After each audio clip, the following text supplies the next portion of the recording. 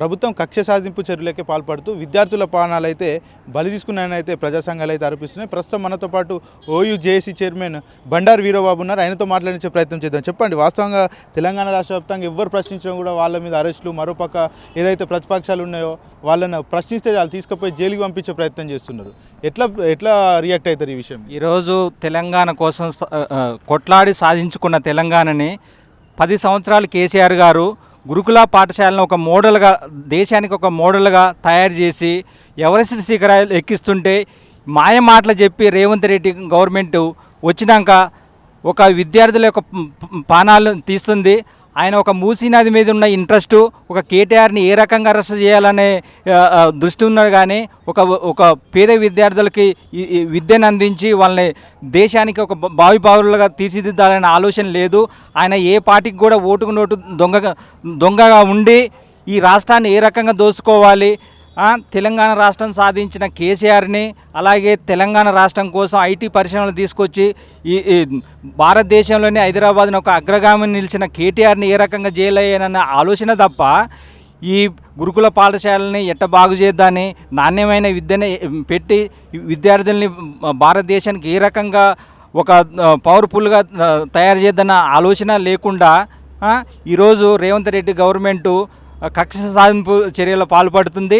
కేసీఆర్ గవర్నమెంట్లో ఒక dynamic officer RS Praveen కుమార్ని ఒక కార్యదర్శి చేసి అనేక మంది ఒక భారతదేశంలో ఉన్న అన్ని టాప్ యూనివర్సిటీల్లో విద్యార్థులకు సీట్లు వచ్చే విధంగా, ఎవరెస్ట్ శిఖరాన్ని ఎక్కే విధంగా, అలాగే అమెరికాలో ఉన్న కేంబ్రిడ్జి యూనివర్సిటీ, ఇలా అన్ని యూనివర్సిటీల్లో విద్యార్థులను తీర్చిదిద్దిన ఘనత కేసీఆర్ గవర్నమెంట్ ఇది. కానీ తెలంగాణ ప్రజలకి మాయమాటలు చెప్పి 6 గ్యారెంటీలు అమలు చేస్తామని చెప్పి 420 హామీలు అమలు చేస్తామని చెప్పి ఈరోజు ఒక చదువుకొని భారతదేశానికి ఉపయోగపడే విధంగా తీర్చిదిద్దకుండా విద్యార్థులకు సరైన నాణ్యమైన భోజనం పెట్టకుండా ఫుడ్ పాయిజన్ చేసి విద్యార్థులను చంపుతుండు.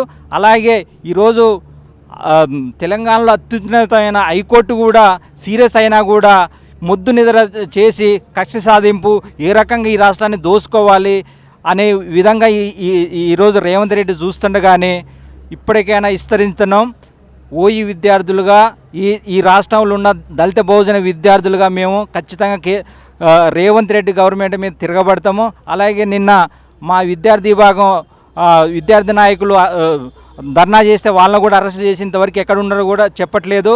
కబద్దార్ రేవంత్ రెడ్డి, నిన్ను ప్రజల్లో ఉరికించి బాధే రోజులు దగ్గర పడతాయని ఈ సందర్భంగా ఓజేసిగా ఇప్పుడు గత ప్రభుత్వం ఏదైతుందో 10 ఏళ్ల పాటు చాలా వరకు అయితే అభివృద్ధి కుంటుపడేసింది, అభివృద్ధి మొత్తం నాశనం చేసింది తెలంగాణను. మేము వచ్చిన ఏడాది కాలంలోనే చాలా వరకు అభివృద్ధి చేసాం, అభివృద్ధి పథకంలో ముందుకు నడిపిస్తున్నాం, విజయోత్సవాలు కూడా నిర్వహిస్తాం. దీన్ని రాష్ట్ర ప్రభుత్వం అంతా హర్షిస్తున్నారని చెప్తున్నారు. మరి ప్రజలు నిజంగానే ఈ విషయంలో హర్షిస్తున్నారు అనుకోవచ్చా? ఈరోజు తెలంగాణ రాష్ట్రం సాధించిన కేసీఆర్ గారి సారథ్యంలో 10 సంవత్సరాలు స్వర్ణయుగంగా భారతదేశంలోనే నెంబర్ 1 రాష్ట్రంగా పేరు తెచ్చుకుంది. ఏ రంగం చూసినా రైతులు సంతోషంగా ఉన్నారు, వృద్ధులు వితంతులు వాళ్ళకి పింఛన్లు రావట్లేదు. కానీ కేసీఆర్ గవర్నమెంట్లో ఒక్క నెల కూడా ఆలస్యం కాకుండా ఇచ్చిండు. కానీ ఈ భారతదేశ రాజకీయాల్లో ఏ గవర్నమెంట్ మీద కూడా వచ్చిన 4 సంవత్సరాల తర్వాత వ్యతిరేకత వస్తుంది. కానీ ఈ రేవంత్ రెడ్డి గవర్నమెంట్, ఈ దొంగ రేవంత్ రెడ్డి గవర్నమెంట్ మీద సంవత్సరం తిరగతోలనే ప్రతి రంగంలో కూడా అందరూ కూడా ఆయన అంటే నిరుద్యోగులకు సంబంధించి సంవత్సరం కాలంలోనే 50,000 ఉద్యోగాలు ఇచ్చాం, అతి త్వరలో 2 లక్షలు కూడా వేసేస్తామని చెప్తున్నారు. మరి 50,000 ఉద్యోగాలు వాళ్ళు ఇచ్చారు అనుకోవచ్చు. కేసీఆర్ గారు దాంట్లో 49,000 ఎలక్షన్ ముందు నోటిఫికేషన్ వేసిండు. ఎలక్షన్ కోడ్ వల్ల ఎగ్జామ్ పెట్టలేకపోయిండు.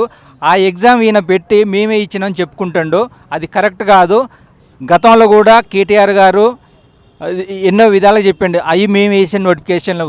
నీకు నిజంగానే నిరుద్యోగుల మీద చిత్తశుద్ధి ఉంటే కొత్తగా నోటిఫికేషన్ వేసి ఫిలప్ చేసి అవి మేము వేసానని చెప్పుకోండి. కానీ టీఆర్ఎస్ గవర్నమెంట్లో, కేసీఆర్ గవర్నమెంట్లో వేసిన నోటిఫికేషన్లు మాత్రానికి మీరు చెప్పుకోకండి. అది చేతగాని తనానికి నిదర్శనము.